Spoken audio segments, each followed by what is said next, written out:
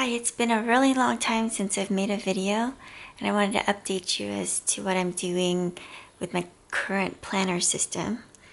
I've gotten on board with using the bullet journal method and using my Hobonichi Cousin Avec, and I think this is going to work out to be the best system. I've actually, even before the bullet journal book came out and before I started reading it a couple weeks ago, I wound up starting to use the system but really didn't understand it well, and I actually thought from just watching YouTube videos that I would be able to know what to do, but reading the book made a huge difference in really seeing how I could apply it to the Hobonichi. So I'm going to show you what I'm doing. Here we go. I've been in this Hobonichi Cousin for about a year and a half. It's been a while, and I really like the size. I've tried a bunch of other versions. I was doing some journaling in just the A6 version, and I've kind of decided when I ordered it that I was going to use it more like a 5-year journal. So what I did is I took my Hobonichi A6 and have it set up so 2019 through 2023 will be set up, and I have different prompts, and I'll just wind up answering those prompts over the next few years, and I think that'll work out pretty well. I know I could buy the 5-year journal, but since I had already ordered this and was going to start doing all my journaling in the Cousin, I wound up deciding just to repurpose this, and that's been working out well. And I just put in these papers from Cocoa Daisy. And if you take a look, it's super cute. It's from the February kit, and I just covered up the February and put current plans, forward plans from the sticker kit, and I stuck with some washi tape just I think it's one of the journaling cards, and I just think it's super nice, and I think I'm going to actually stick with it at least through the summertime. And you'll see initially what I wound up doing was I have basically some cards with washi on them, just a ruler that I hardly ever use. I tried to put my tracker here, so this was I think from January, but I didn't really use it, so I might try to do this again. But it was the days of the month, and then this was going to be the different things that I'm doing, and I just wasn't very consistent with it.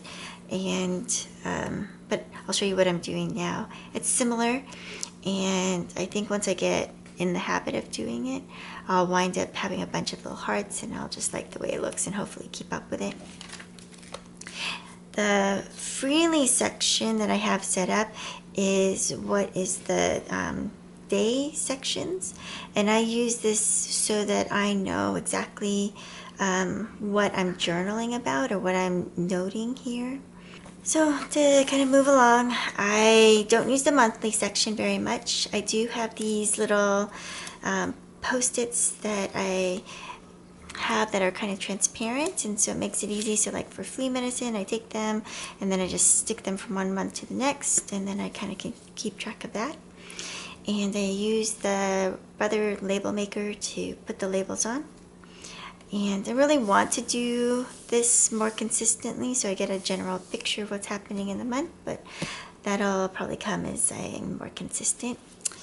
I am getting better about doing the weekly spreads, and I used to use weekly spreads for almost everything, and I would color code. So purple was something that was personal, yellow is related to something clinical, and blue is for meetings.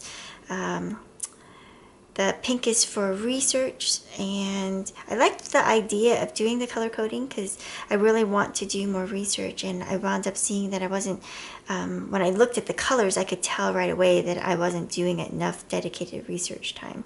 And the clinical work, even though I kind of have 50-50 of clinical and research, that it was really spreading into a lot of what I was doing. So I have to make research a priority, so I'm trying to block out some time. And I used to put my to-dos and try to bullet journal, and actually I guess I could show you, say here, I was doing more of the bullet journaling down here, and it just was too small. I didn't have enough space and it got a little bit cluttered. So I have now taken it so that this is a little bit easier to see, and I like it a lot. Coming soon is supposed to be the keep in view area, so hopefully I'll do that. And then right now I'm doing the Fly Lady's baby steps, so I'm putting the baby steps down here. And I have the tracker, which I'm starting to do again. You can see like the last time I had a tracker for this piece of paper was December, so I'm starting it again in May. And I am just ignoring this part and then putting the May, and I apologize over on the side. My dog's making a bunch of noise with his loud mouth. And I'm just going to keep on doing that. And I realize I haven't done my marks for today, so I'll do them later tonight when I'm doing my evening review. And then I have the daily pages. And for the daily pages, I'll show you what I'm doing. I have a bunch of stuff in here, but let's say you look at a beginning of the month. I have these little sheets kept in kind of, this is like a packaging that I got from another, like a sticker kit or something, and then I put the washi on the bottom and then washi on the back page, and then this stays in pretty well. And then these are my project pages, so I can put in the project pages here and know what I've done. So I think I might have one that I could show you from the beginning of April. Like here, I wound up having something related to the washing machine, so I got that done. And I used to keep some information about the wins for the day on the front page, but what I'm doing now is I'm doing something that's set up like this. And I can show you, this is set up for each week. Again, this is a Cocoa Daisy daily sheet that I just put a little sticker over the to-dos and over the call or schedule little print here. And then I put the information as to what I need to do for that particular project.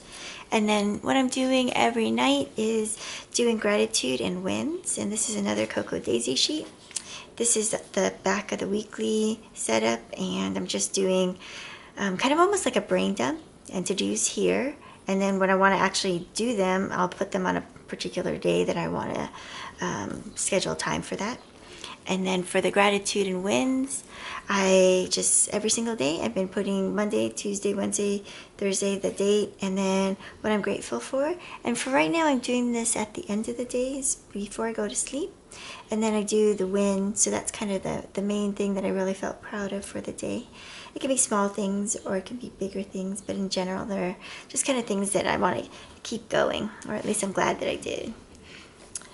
I didn't put off, and you can see this is one of the things from the bullet journal where I have each day. So it's similar to a win, but it's more like a daily log. And the daily log lets me at a glance get an idea of maybe what happened for that day. So this is a habit that I'm starting using the bullet journal method. So hopefully for me, I can keep this one going. If I don't have something in particular, I'm just leaving it blank and not worrying about it. I'm going to have some to-dos in the back. And the way that I'm using this, the daily pages are now, I'm kind of putting a little journaling or something like here. I decided I wanted to do more standing, so I got this standing mat that a Corgi YouTube channel was talking about. That's Life After College, which I thought was really cute.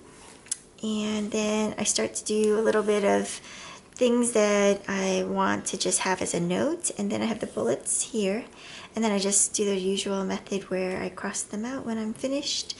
I do a little exclamation point, though I think that that's kind of hard to see, so I might start doing a star instead.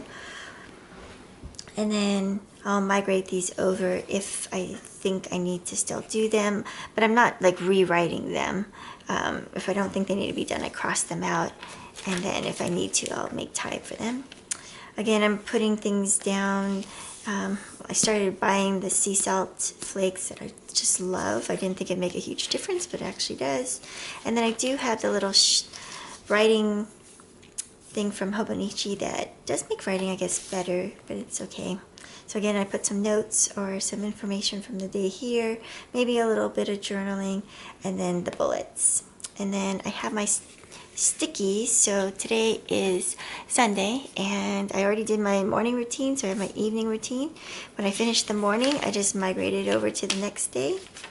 And then I've set up my next gratitude and wins list for this coming week. So it's all set, and you can see I have it washi taped onto the same day or the same Monday, so I know where to go. And you can see there are some things that I have set up for a particular day, so it's a to-do, but it's not something that's scheduled, so I'm not putting it on my weekly list here. This is only for really things that are scheduled. Maybe hard to see, but what I do is I have an open circle and then an arrow that goes to the end of the event. And like for this, when I'm finished doing it, I circle it in. And then this I didn't decide to go to, but I thought it was interesting to keep, so I'm just gonna put a line through it to say that I didn't go to that. And that's pretty much my method right now, so I think it's working out pretty well. And I'll keep you updated, and I will probably have at the end of the month kind of a review of May. All right, thanks, bye.